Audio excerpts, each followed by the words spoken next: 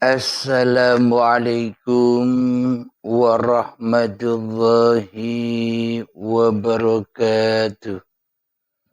Bismillahirrahmanirrahim.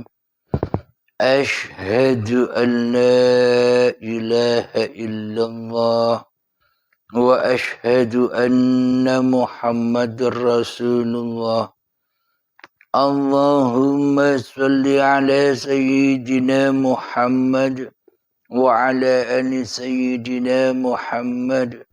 Rabbi israhli sadri wa yassirli amri wahlul 'uqdatam min lisani yafqahu qawli. Amin. Bismillahirrahmanirrahim. Salam hormatku, salam takzimku selalu buat para sahabat jamaah uribi Allah dimanapun Anda berada, baik yang ada di dalam dan yang ada di luar negeri. Kami ucapkan selamat pagi di subuh yang indah ini. Selamat hari yang berkah untuk kita semua. Amin ya rabbal alamin. Alhamdulillahi rabbil alamin. Sebelum kita mulai kajian, tak lupa kita gemahkan kalimat thayyibah. Subhanallah walhamdulillah wa la ilaha illallah wallahu akbar wa la hawla wala quwwata illa billahil aliyyil azim. Alhamdulillahi rabbil alamin. Di subuh yang indah ini kami bawakan kembali sebuah judul syair lagu dari Ayahanda Ebit K. Ade yang sudah banyak kita kenal lagu-lagunya.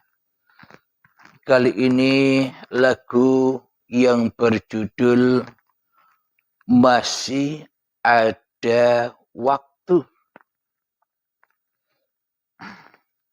Mari kita bacakan syairnya. Bila masih mungkin kita menorehkan batin atas nama jiwa dan hati tulus ikhlas. Bila masih mungkin kita menorehkan batin atas nama jiwa dan hati tulus ikhlas.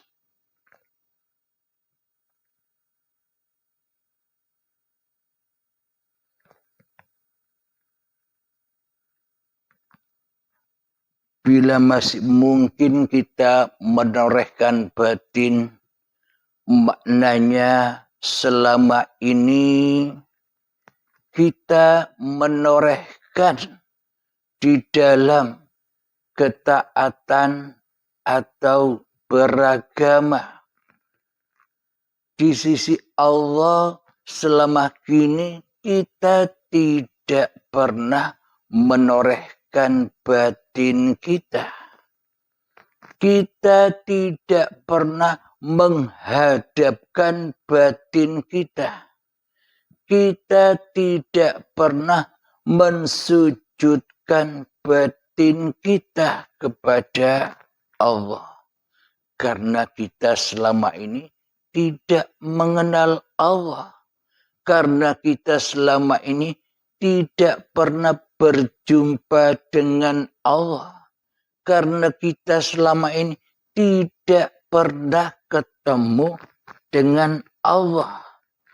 Jadi bila masih mungkin kita menorehkan batin atas nama jiwa dan hati tulus ikhlas, atas nama jiwa dan hati tulus ikhlas. Bagaimana mungkin kita mengatasnamakan jiwa? Bagaimana mungkin kita mengatasnamakan nyawa? Bagaimana mungkin kita mengatasnamakan hati? Dan bagaimana mungkin kita mengatasnamakan roh? Bila di dalam hati kita belum berjumpa dengan tulus ikhlas, yakni kita belum berjumpa dengan al-ikhlas. Karena tak satu pun manusia itu bisa ikhlas kecuali al-ikhlas. Karena tak satu pun nyawa, jiwa, hati, roh itu milik manusianya.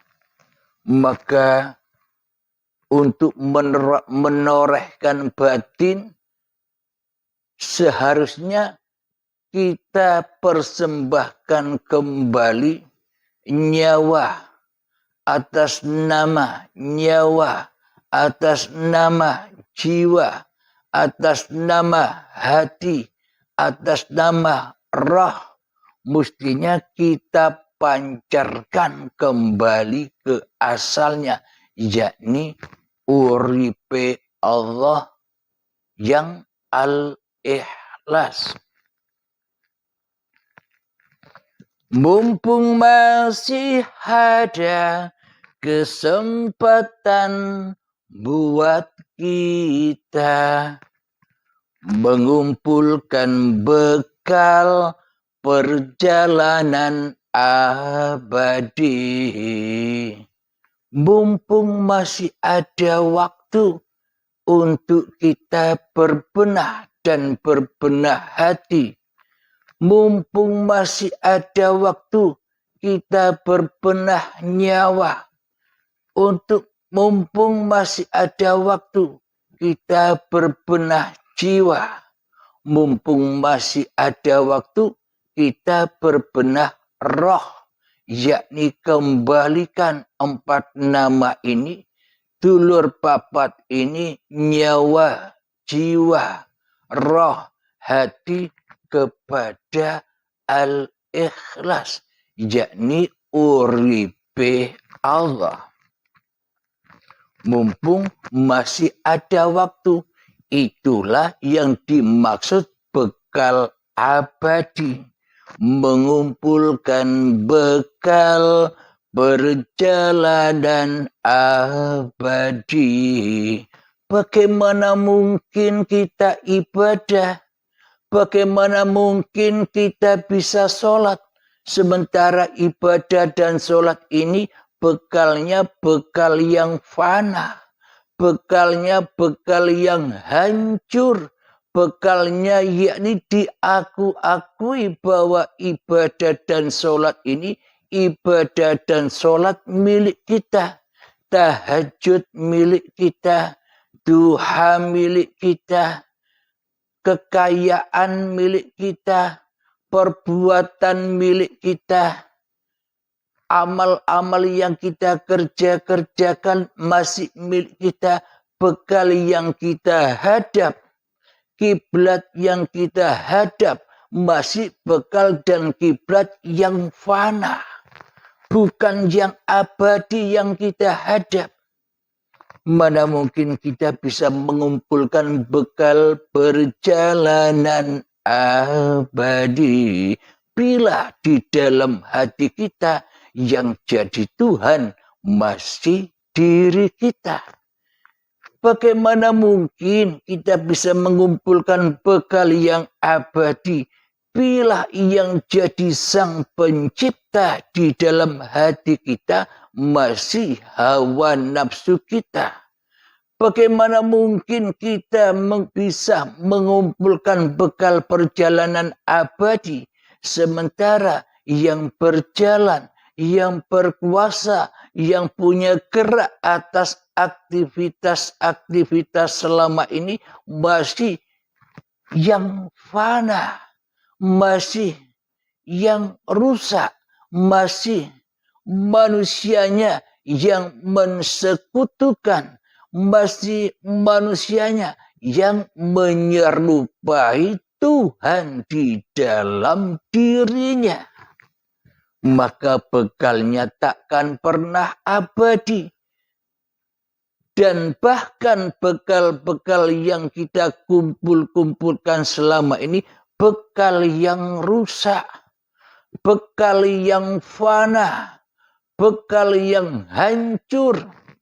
Ibaratkan kita mengais air di sungai dengan nampan yang bocor. Hingga tidak sampai air itu tersimpan di dalam nampan yang bocor itu. Karena nampan yang bocor itu tak bisa membawa air. Tak bisa menyimpan air. Karena di dalamnya masih bocor dan rusak. Itu semua bisa diibaratkan hati kita selama ini. Sebagai nampan yang bocor, ibadah apapun, amal apapun, bila masih teraku-akui itu ibadah dan sholat serta amal kita, maka bocorlah ia, maka rusaklah ia, maka takkan berguna nampan itu meskipun kita isi dengan kebaikan-kebaikan, akhirnya pun jatuh kepada keburukan-keburukan, pun jatuh kepada pengakuan diri kita.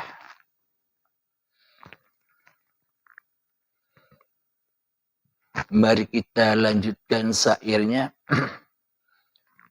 Kita pasti ingat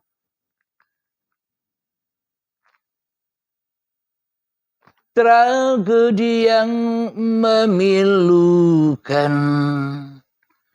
Kenapa harus mereka yang terpilih menghadap tragedi yang memilukan, maknanya tragedi kemanusiaan.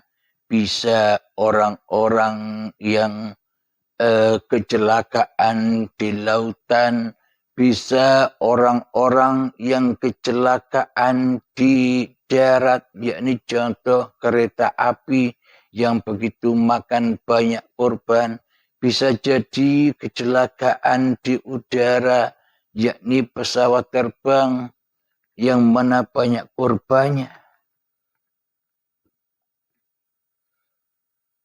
Kenapa harus mereka yang terpilih menghadap? Mereka semua menghadap kembali roji'un kepada Tuhannya. Tentu ada hikmah yang harus kita petik atas nama jiwa. Mari heningkan cipta. Tentu semua kejadian-kejadian tragedi itu, apalagi saat ini tragedi antara Israel dan Palestina, itu tragedi kemanusiaan. Tentu ada hikmah yang harus kita petik atas nama jiwa. Mari heningkan cipta. Bagaimanakah kita caranya untuk memetik hikmah yang terjadi di antara kita selama ini, memetik hikmah-hikmah yang sudah terjadi, yang sudah digambarkan kepada kita selama ini.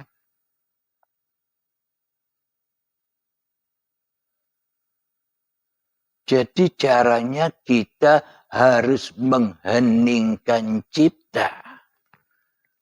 Harus mengheningkan cipta diri manusia kita. Agar sebuah tragedi bisa menjadi sebuah keberuntungan dan kebahagiaan. Bagaimanakah caranya sebuah tragedi itu membuat hikmah-hikmah yang terpendam di dalam dada kita?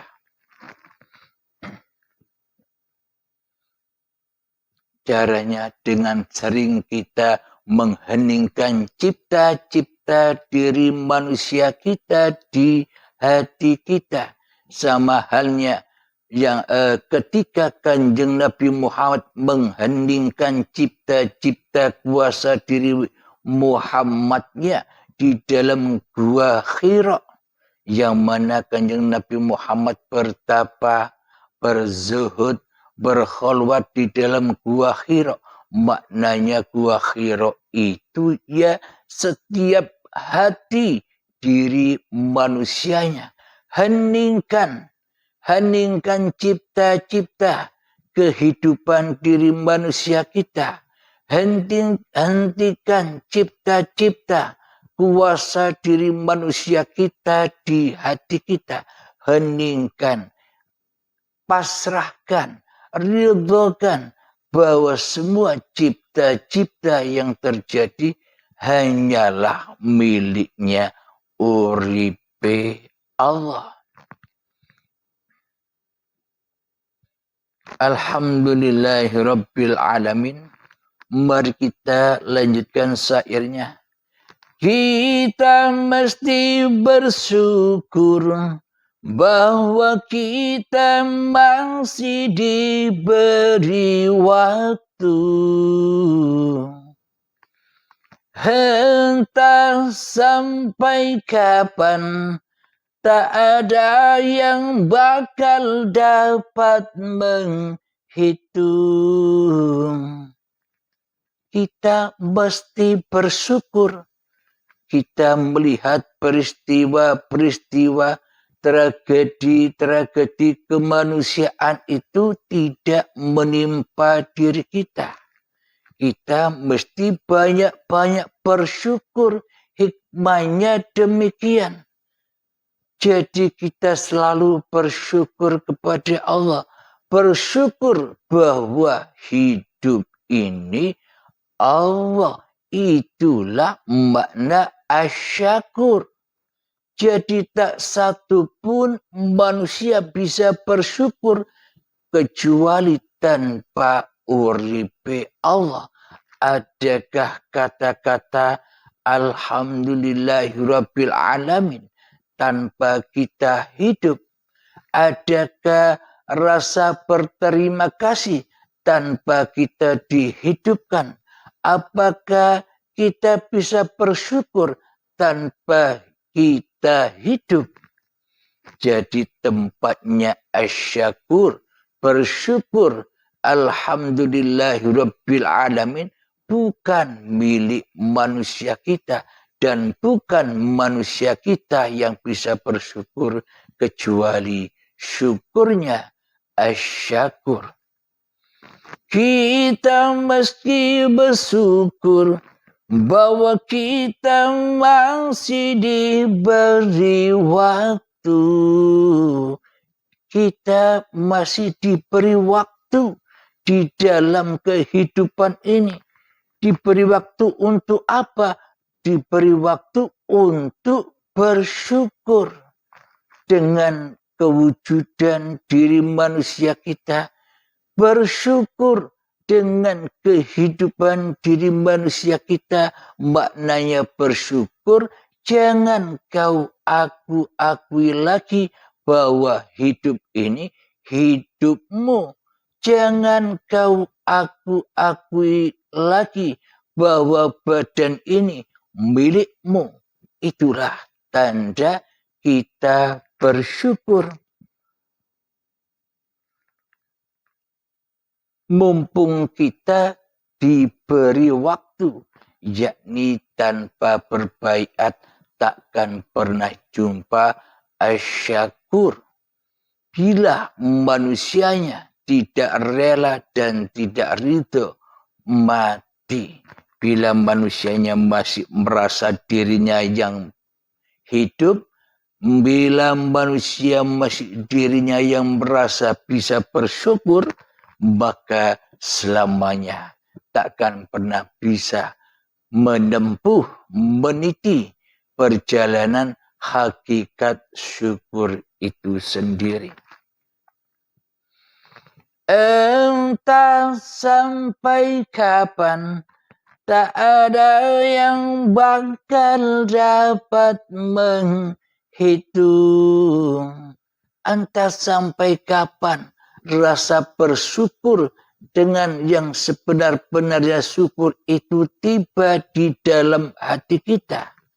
Takkan pernah ada yang dapat bisa menghitung kecuali asyakur. Maknanya sampai kapan kita terus dolim kepada Allah. Sampai kapan kita berkhianat kepada Allah. Sampai kapan kita merampas hak-hak Allah. Sampai kapan kita mempertahankan amanah-amanah Allah yang selama ini kita akui sebagai milik kita. Lekaslah, mumpung masih ada waktu, lekaslah, pasrahkan kembali amanah-amanah itu kepada yang berhak agar suci bersih lagi hatimu seperti layaknya kau dilahirkan dahulu. Pasrahkan amanah kehidupan ini dan pasrahkan amanah badan ini agar kau tak bisa mengakui lagi bahwa hidup itu hidupmu, bahwa badan itu badanmu, maka sucilah, maka itulah lambang rasa bayi yang belum pernah kita rasakan selama ini. Rasa sebagai bayi selama ini kita hanya kata-katanya saja. Iman kata-katanya saja. Kita tidak tahu sendiri. Kita tak pernah menyaksikan sendiri keadaan saat kita bayi. Mana mungkin kita percaya bahwa kita dahulu pernah jadi bayi.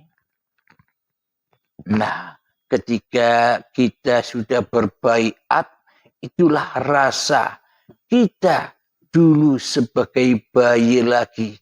Ketika kita haturkan kembali, kita pasrahkan kembali amanah-amanah hidup dan badan ini kepada yang berhak. Pintunya lewat baiat, pintunya lewat kematian. Hanya atas kasihnya, hanya atas kehendaknya, kita masih bertemu matahari. Hanya atas kasih Allah lah, hanya atas kasih hiduplah, hanya atas kehendaknya lah, dan hanya atas kuasanya lah kita masih bertemu matahari. Maknanya kita masih bertemu matahari adalah maknanya kita masih bertemu kehidupan ini. Meskipun kehidupan ini selama ini masih kita akui sebagai matahari kita. kita masih akui sebagai hidup kita. Kita masih akui bahwa urip ini uripe manungsane. Kepada rumpun ilalang, kepada bintang gemintang, kita dapat mencoba meminjam catatannya.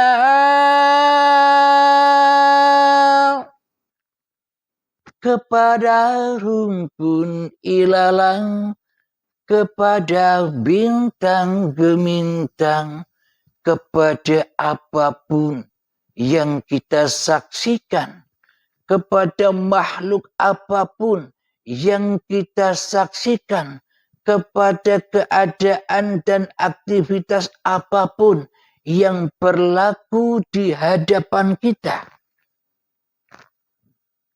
Itulah makna kepada rumpun ilalang, kepada bintang gemintang, kita dapat mencoba meminjam catatannya.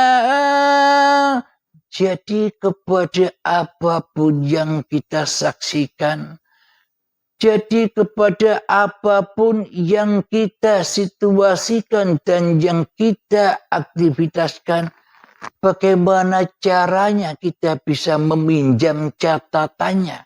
Maknanya bagaimana caranya agar semua situasi, agar semua yang kita saksikan kembali menjadi ayat-ayatnya Allah.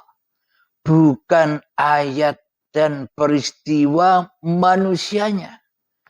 Bila di dalam hati kita masih kewujudan diri manusianya, apapun yang kita saksikan dan apapun situasi yang kita hadapi, semuanya tentunya masuk ke dalam ayat-ayat yang kotor, ayat-ayat yang fana, ayat-ayat yang hancur, ayat-ayat yang najis.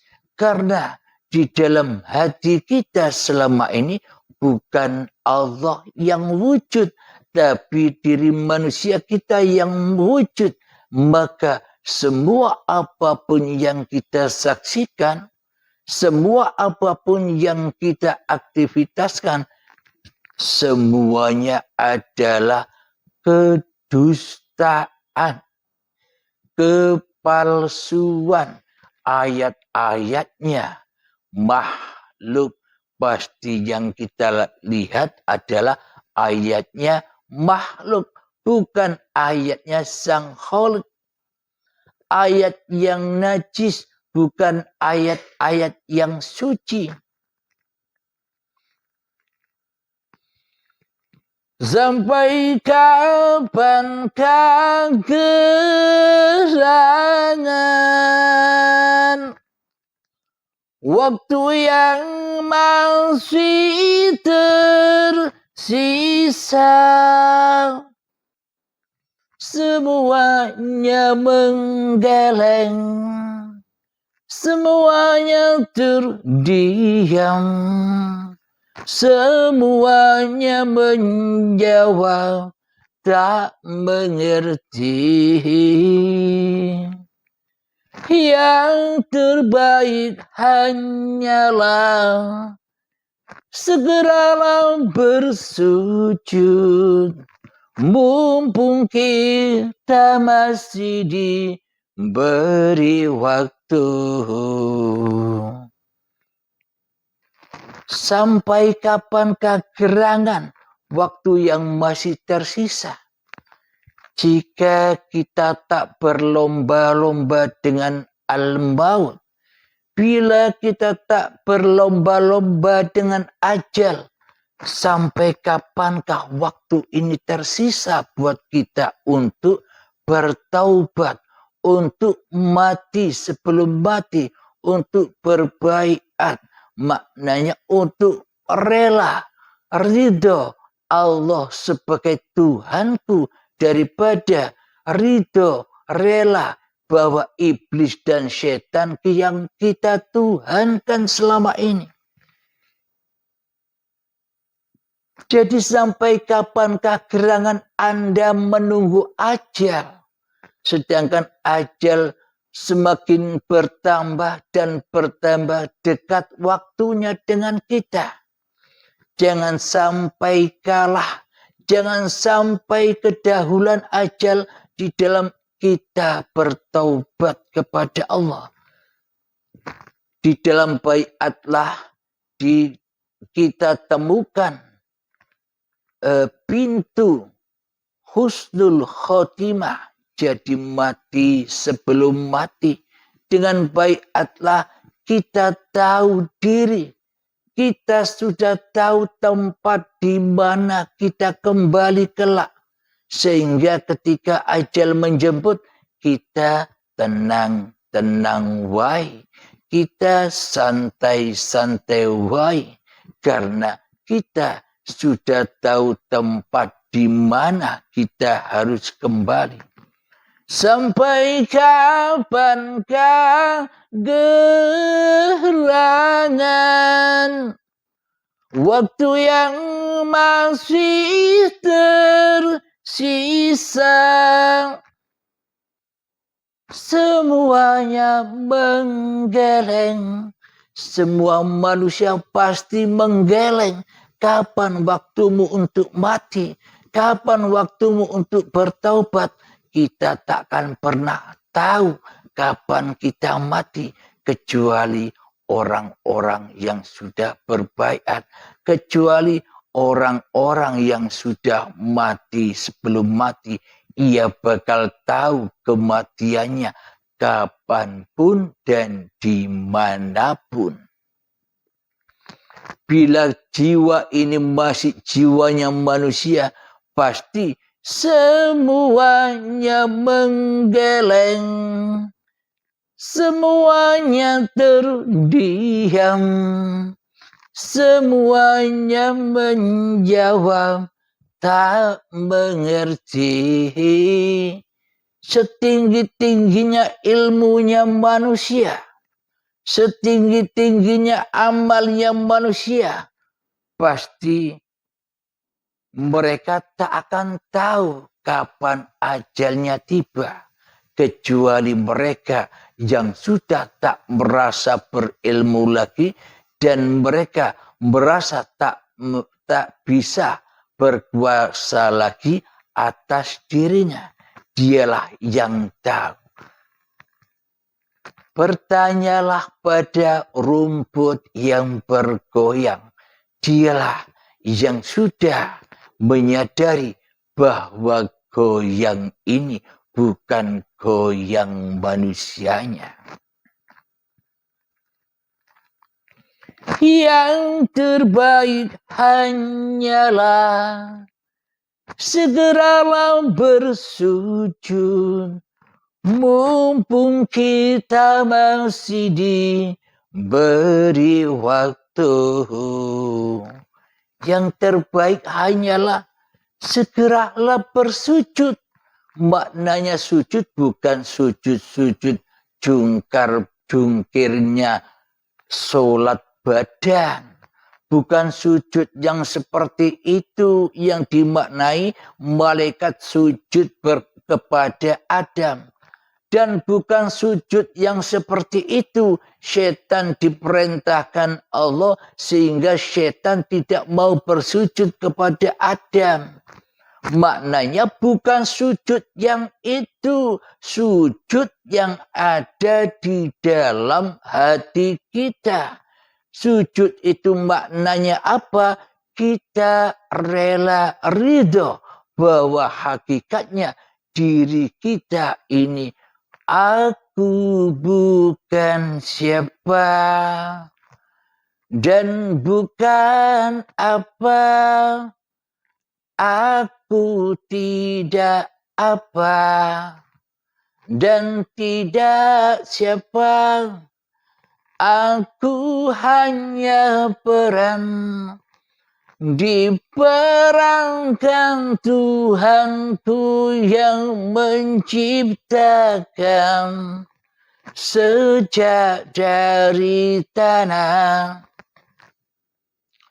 Janin bayi itu perjalanan dulu, kini agendanya Tuhan. Itulah yang dimaksud bersujud. Tahu dirinya, siapa dirinya itu. Diri kita ini makhluk apakah sang Khalik? Diri kita ini terdiam apakah diri kita yang punya gerak? Inilah yang dimaksud makna bersujud itu. Bersujud bahwa kita ini hanya diperankan. Diperankan oleh siapa? Diperankan Tuhan yang menciptakan sejak dari tanah. Janin bayi itu perjalanan. Itulah perjalanan manusia. Dulu, kini, sejak dulu berangkat perjalanan dari tanah menuju bayi. Dan kini perjalanan dari bayi hingga menjadi tanah lagi. Agendanya Tuhan. Sudah agenda dan pagelaran Tuhan itu sendiri. Inilah yang dimaksud bersujud. Bukan sujudnya dohir. Sujudnya jiwamu kepada Tuhanmu yang telah menciptakanmu.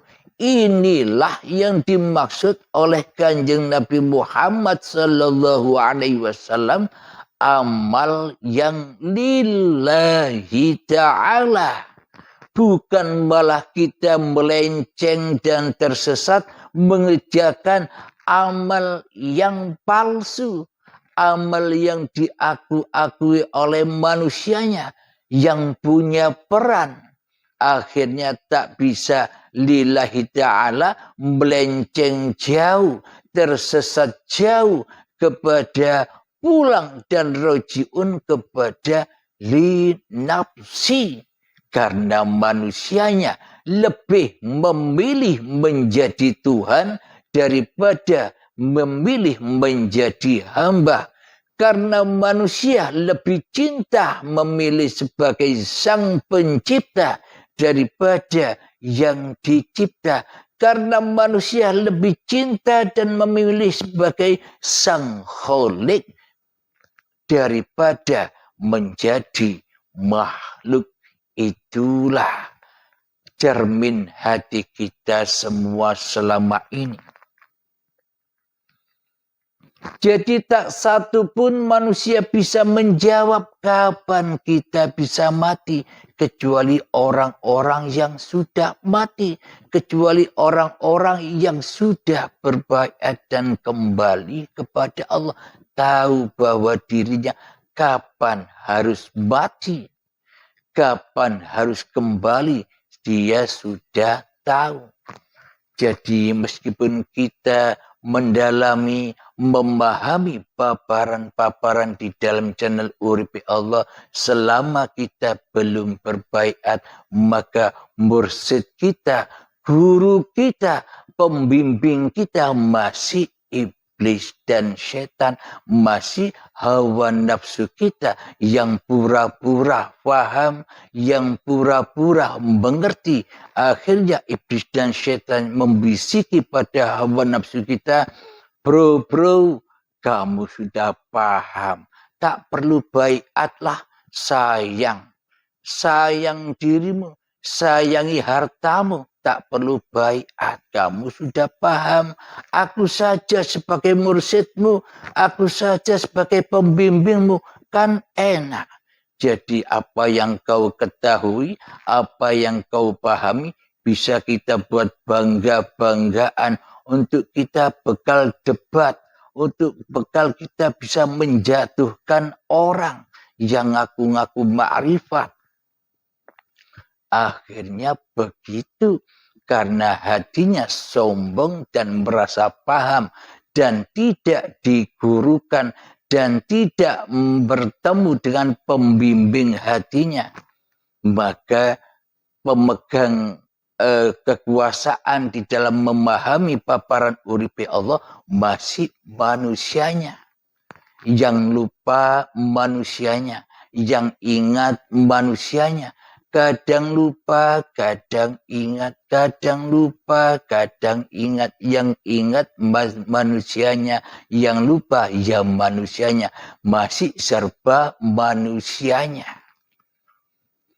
Karena ia tidak mau berguru kepada yang memahamkannya. Sehingga iblis dan setan mengambil tempat gurunya. Akulah gurumu, kamu sudah paham. Alhamdulillahirabbil alamin. Yang terbaik hanyalah segeralah bersujud. Mumpung kita masih diberi waktu, mumpung kita hidup, lekas-lekaslah temui Tuhanmu. Mumpung kita masih hidup, cepat-cepatlah bertaubat. Tanpa bertaubat, kita takkan pernah beriman. Tanpa bertaubat, kita takkan pernah bisa bersyahadat. Tanpa bertaubat, apalagi kita takkan pernah bisa sholat. Tanpa bertaubat, kita takkan pernah bisa zakat. Tanpa bertaubat, kita takkan pernah bisa berpuasa. Tanpa bertaubat, kita takkan pernah bisa haji dan umroh. Bila di dalam diri manusia kita masih manusianya yang jadi Tuhan, apakah itu syahadat? Syahadatnya hanyalah kepada iblis dan setan, serta hawa nafsunya lah yang disaksikan di dalam hatinya. Berarti belum Islam. Berarti belum masuk agama yang mana di dalamnya agama itu bisa menyelamatkan hati kita berjumpa, bertemu, dan menghadap mi'raj kepada Allah. As-salatu mi'rajul mu'minin. Salat itulah tempatnya orang-orang yang mi'raj kepada Allah. Bagi siapa?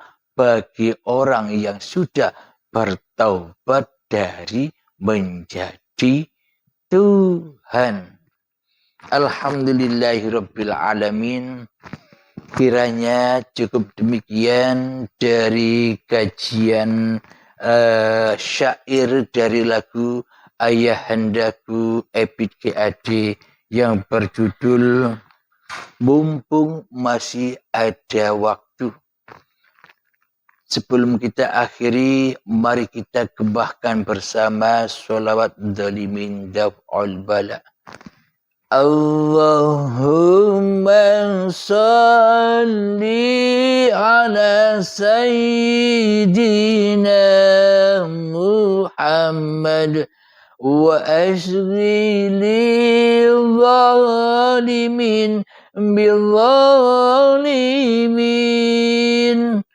Allahumma salli ala sayyidina Muhammad wa ashghili zalimin bil-zalimin wa akhrijna min bainihim salimin wa ala alihi wa sahbihi ajma'in. Alhamdulillahirabbil alamin. Allahumma salli ala sayyidina Muhammad wa ala ali sayyidina Muhammad. Rabbana atina fid dunya hasanah wa fil akhirati hasanah wa qina adzabannar. Wa sallallahu ala sayyidina Muhammad wa ala alihi wa sahbihi wa sallam. Walhamdulillahi rabbil alamin. Assalamualaikum warahmatullahi wabarakatuh.